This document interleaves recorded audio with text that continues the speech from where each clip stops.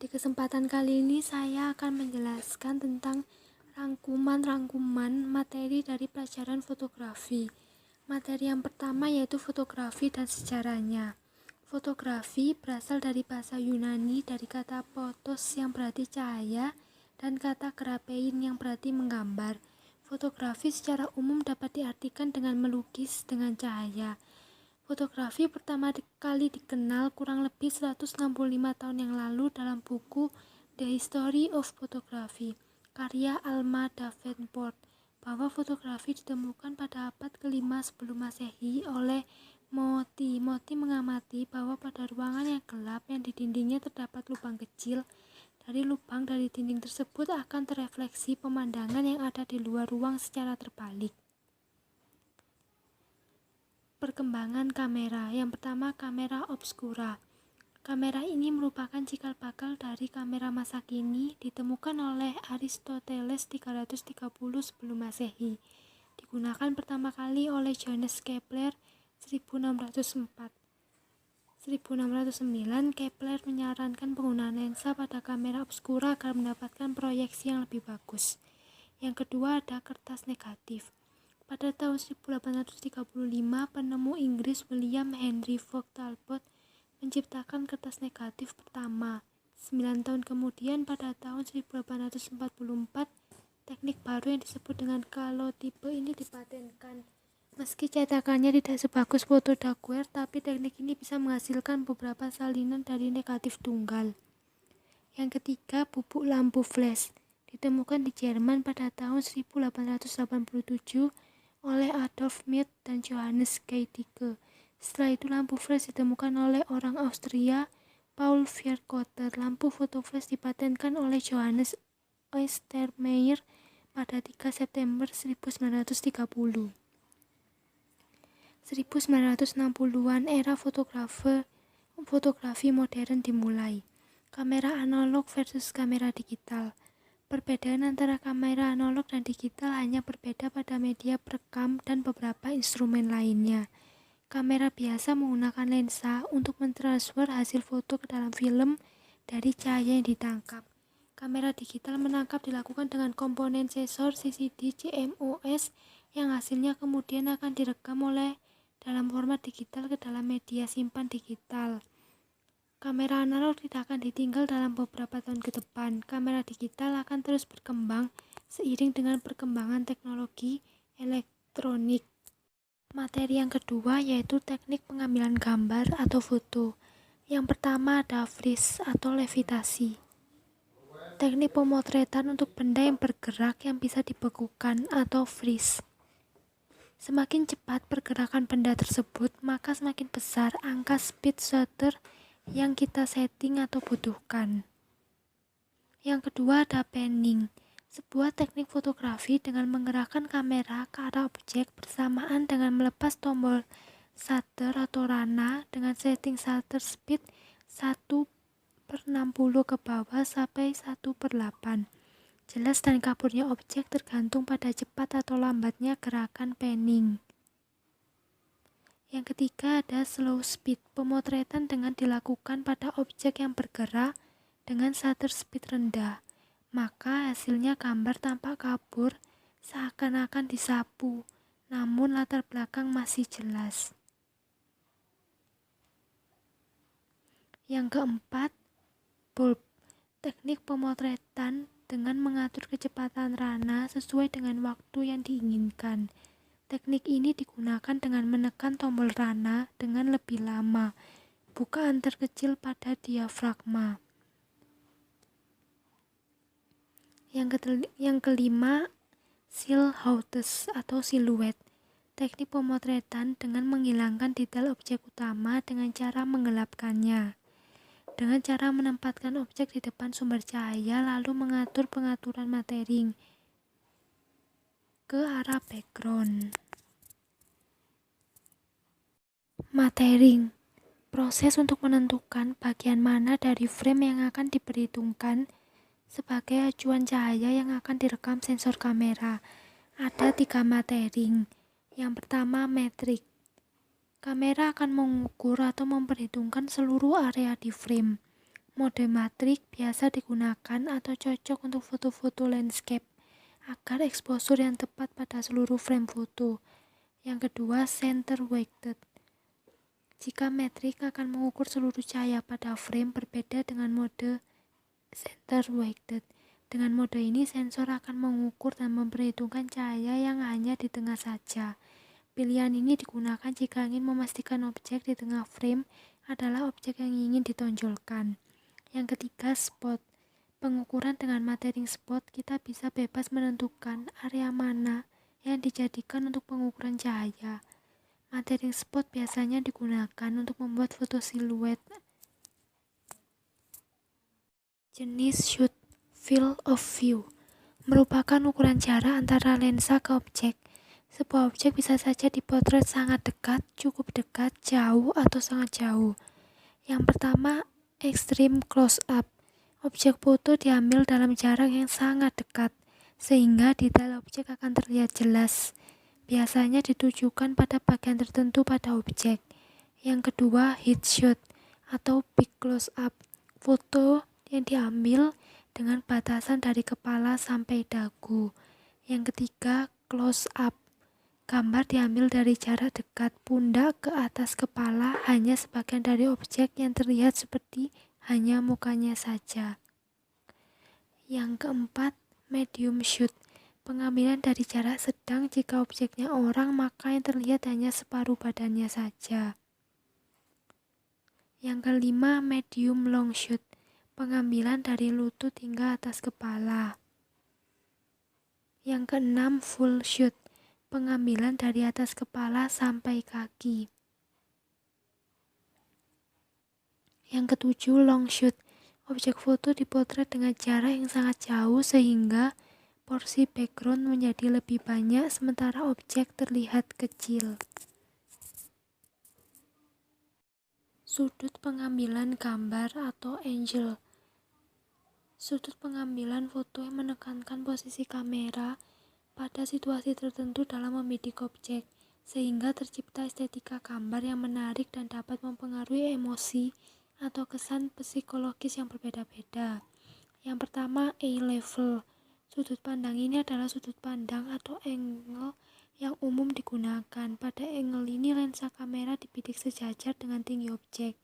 Posisi dan arah kamera memandang objek yang akan dipotret, layaknya mata kita melihat objek secara biasa. Pengambilan angle ini kebanyakan untuk memotret manusia dan aktivitasnya. Yang kedua, low angle. Pada sudut pengambilan foto ini, kamera diposisikan lebih rendah dari objek. Low angle biasanya digunakan untuk menunjukkan kesan elegan, megah, dan tangguh.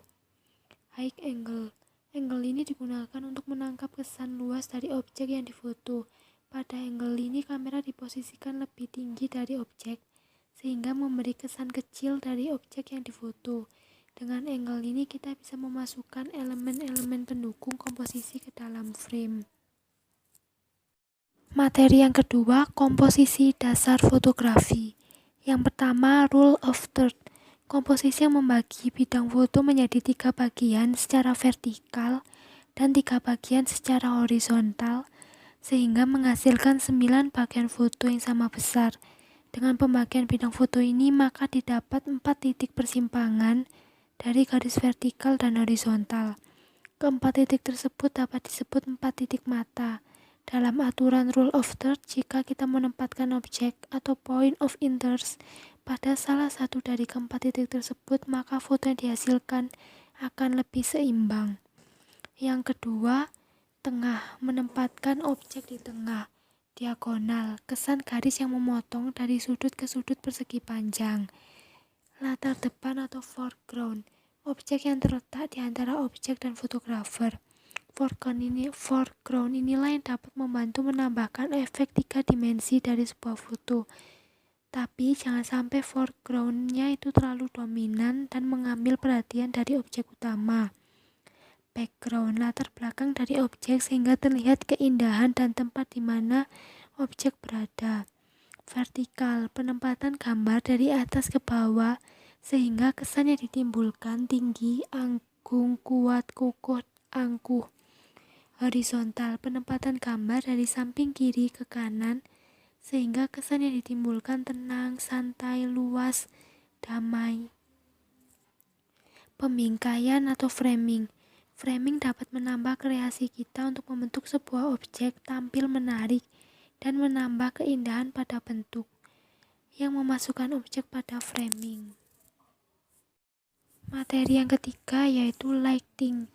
Cahaya merupakan gelombang elektromagnetis yang diterima oleh indera penglihat yang kemudian diteruskan ke otak yang akan merespon atau menanggapi rangsangan cahaya tersebut.